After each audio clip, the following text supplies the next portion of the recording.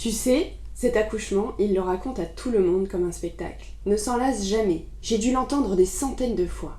Il ne t'a rien dit ? Oh, c'est toute une affaire. Non, navré. Moi, je ne sais pas raconter les histoires. Je l'ai vécu comme un grand moment, mais je n'arrive pas à le retranscrire aux autres comme lui. J'aime l'entendre le raconter, ça me fait rire. Il a beaucoup plus d'enthousiasme que moi. Si je devais le raconter, qu'est-ce que ce serait ennuyant ? Déjà que les gens en ont marre d'entendre les récits d'accouchement des autres, alors si en plus la personne concernée n'a pas envie de le raconter ou ne sait pas le faire, quel ennui, non ?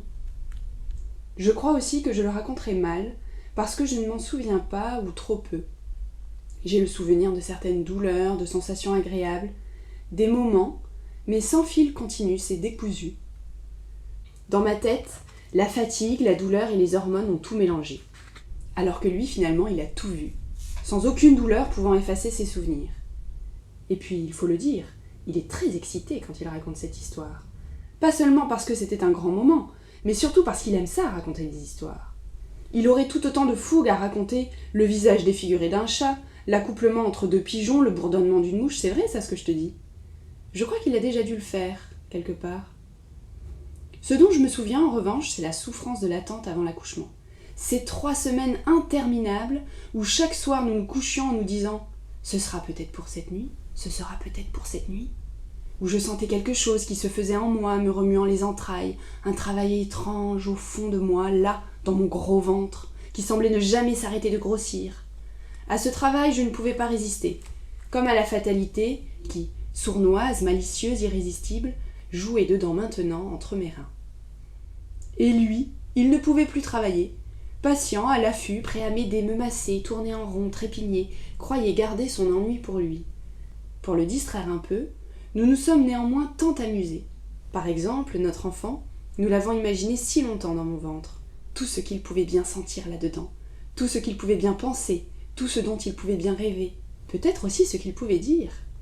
Ne dit-on pas quelque part qu'un enfant sait parler dans le ventre de sa mère avant que le choc de naître lui fasse tout oublier ? Bref, qu'est-ce qu'on a ri ?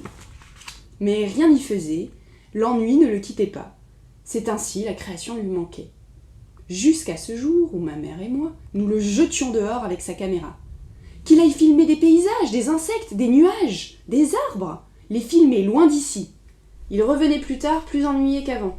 Le dehors ne lui suffisait pas. Puis je l'admets, mon erreur, en était-ce une seulement ? Je lui dis durant une promenade de nous filmer. Sidéré sans doute, je le connais, de ne pas avoir osé songer à cette idée, rien d'étonnant donc de le voir aussitôt prendre sa caméra pour nous filmer quelques minutes. En 2 heures, il passait déjà son temps à nous filmer, dégainant vite sa caméra de son étui, la braquant sur nous. Son entraînement était vite devenu un tournage. Parfois nous attendions qu'il arrête de nous filmer et tellement qu'il nous faisait regretter notre bienveillance, nous demandant de jouer des scénettes, même quand les contractions arrivaient. Et puis, l'accouchement, c'est un moment intime, tu vois. Pourquoi je devrais le raconter aux autres ? Il insiste pour que je le fasse. Il m'a demandé de le raconter, cet accouchement. Parce qu'on ne le verrait peut-être pas dans le film. Mais crois-moi, je n'ai pas envie de le raconter. Parce qu'il aime l'art, il a réussi à raconter cet accouchement comme une œuvre. On le sent bien quand il en parle. Il en est ivre d'en parler. De l'ivresse, plein d'ivresse. À la fois celle de le vivre et le revivre, mais aussi celle de le décrire. Il leur parle de cette attente interminable où je trouvais toutes les positions possibles pour faire avancer le travail. Couché, debout, à 4 pattes, torturé de douleur, rien n'évoluait. Les heures s'écoulaient, il me voyait allongée, là, presque morte, murmurant des paroles inaudibles. Lui avait toujours cette crainte que je finisse au bloc pour une césarienne. Il en a vraiment beaucoup parlé, beaucoup trop. « J'ai peur de la césarienne », m'avouait-il, en chuchotant presque, sans me regarder, honteux, solennel. Il avait peur qu'on m'ouvre, et il faisait, pour le représenter, le signe d'un maladroit zigzag sur mon ventre. Il avait peur que je puisse mourir, mais tu sais de quoi d'autre ? Que cette opération puisse me laisser une cicatrice, une grosse balafre, comme il dit, énorme, qui pourrait déformer mon ventre. Oui, parce que les cicatrices, tu vois, ça le dégoûte. Il ne peut pas se raisonner avec ça. Il dit que les cicatrices, en plus d'être laides, ça enlaidit. Moi, je n'avais pas peur de l'opération. Tant que j'ai le contrôle, tant que je peux choisir, accepter la situation, j'ai l'impression dès lors que tout se passera au mieux. Et puis, Au-delà de la césarienne, ce qui l'inquiétait encore était de devoir rester à l'hôpital, comme pour aller voir un mourant, tu vois. Et ça, bon, il a donné avec son père. Bref, l'accouchement est devenu imminent, ou plutôt, il fallait qu'il le soit parce que le cœur de l'enfant ralentissait de façon inquiétante. Il voyait le rythme cardiaque s'abaisser à l'écran, et notre sage-femme qui s'activait plus qu'à l'accoutumée, les gestes plus rapides. À ce moment-là, rare souvenir qui me reste, je me souviens de sentir la fin du travail. Je peux, en fermant les yeux, voir en moi l'enfant qui descendait le long de son couloir, dans quelle position, dans quel mouvement, dans quel rythme, je sentais tout, et j'adaptais mes positions pour l'aider à travailler. Il sortait, là, il sortait. Mais lui, de son côté, pouvait le voir, notre enfant. Sa tête gluante, sa grimace plutôt. Il raconte qu'il était non seulement à l'envers, chose rare et dangereuse, mais de surcroît qu'il avait en plus le cordon autour du cou. Notre enfant lui donnait une sacrée scène. Excité qu'il est aujourd'hui de décliner toutes les nuances de son épouvante, en feignant pour moi de garder la tête froide et solide. Et voilà qu'il nous livre l'épisode du gynécologue qui arrive, les mains dans les poches, blasé d'avoir été réveillé peut-être. Je n'ose même pas t'en parler. Un gros bonhomme, avec de grosses mains velues, qui, sans le demander, va les enfoncer, comme les gros doigts d'obèse dans un petit pot de confiture à la fraise, je cite Morgan, puis tente d'introduire sa ventouse qui ne fonctionne pas, il tire, notre enfant lui résiste et tient absolument à sortir le regard tourné vers les étoiles. Soudain je crie, un cri féroce, strident, déchirant l'air jusqu'au plafond, pétrifiant. Je criais comme une bête à l'agonie. L'enfant se faufile à travers mon corps, rampe, s'extirpe. Mon cri retentit plus fort, plus fort, plus fort. L'enfant sort dans sa poche qui se perce alors, au milieu du sang, toute l'eau jaillissant comme d'une fontaine nacrée, lumière déversée qui éclabousse les sols malades et rudes. Puis, on l'aurait élevé dans les airs par les mains gantées de notre sage-femme, mains blanches tenant bébé bleu. L'enfant ne pleure pas. Enfin, à ce que dit son père. Son corps serait inerte, il a même dit affreux, je crois. Là, je ne me souviens plus vraiment de sa comparaison animalière. Ça aurait ressemblé à un mélange entre le poulpe et le singe, quelque chose comme ça. Poilu, chétif, élastique, étroit, violacé, visqueux. Tous ces adjectifs que j'entends de sa bouche. Tenant son enfant dans ses bras, il aurait vu furtivement l'inquiétude silencieuse dans le regard de notre sage-femme qui patientait avec espoir, lui laissait du temps. Puis ce corps inerte de monstre se serait mis à trembler et soudain à pleurer. Quel soulagement, dit-il, alors de voir notre enfant pleurer. Notre enfant ? Oui, parce que moi, de mon côté, je n'ai aperçu que ce petit corps sortir, j'ai à peine entrevu le sexe, puis encore à quatre pattes, exténuée, j'ai posé ma tête entre mes bras, et tout s'est éteint. Le temps de quelques minutes, je respire à plein poumon. J'étais si bien, calme, sourde, pendant qu'eux attendaient que l'enfant pleure, que l'enfant crie, que l'enfant vive.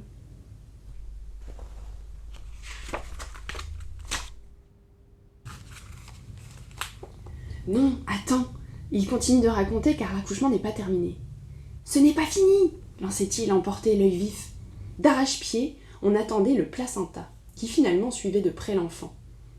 J'étais sur le lit avec notre enfant, qui était dans le même état d'esprit que moi, serein, s'endormait déjà au sein, tétant, pendant que Morgan était avec notre sage-femme qui lui exposait avec autant de fascination que lui mon placenta. Ce petit refuge sanglant où résidait il y a peu l'enfant qui venait d'en sortir. Un spectacle d'une réelle beauté pour nous. Que c'est beau l'accouchement, il leur dit. C'est puissant, c'est plus fort que n'importe quelle histoire. On entend crier, on entend murmurer. Ça court dans tous les sens, on s'inquiète, on espère. L'espoir est déçu, puis, au moment de désespérer, voilà que la petite chose, patiente, sort de là-dessous, puis le malheur vient encore, toujours imprévisible et secret, et en même temps parfois viendront d'autres joies. Parce qu'une fois qu'on a donné la vie, il nous reste tout le reste. Je ne sais plus comment il dit, comment il parle de l'accouchement déjà. Si, il en parle selon moi comme d'un miracle. Déversement brillant de sang, de fluide, d'une fontaine ocrée, jaillissante, lumineuse, marbrée de rouge, de veines, de frissons, et l'enfant, expulsé à quatre pattes, était révélé dans les airs. Tu sais, aime-t-il répéter, et il me l'a même écrit, j'ai retrouvé son mot. C'est une extase proche de l'orgasme à son apogée, c'est mieux que de l'art. C'est la création d'un être, c'est le souffle qui inspire, c'est l'idée de la vie faite chair, poussée d'entre des cuisses folles, oui rien que ça. Chose incroyable et si banale en somme. Combien dans le monde il s'en fait à la minute de ces miracles. Puis, le lendemain, des miracles, il en verra d'autres. Ailleurs où son regard se pose, Son esprit généreux fait de tout si facilement des miracles profonds.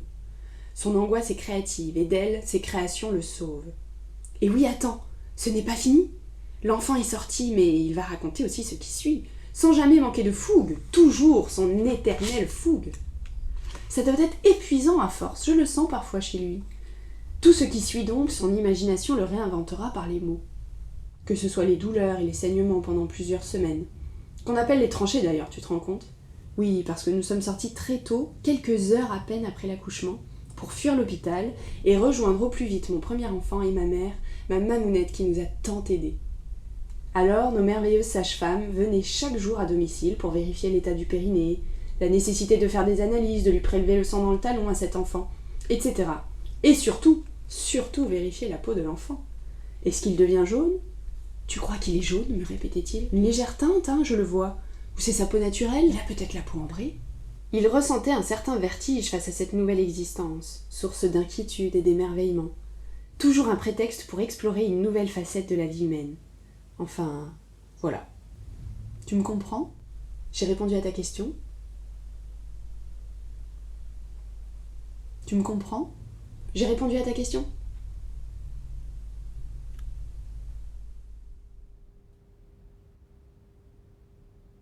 J'ai répondu à ta question ?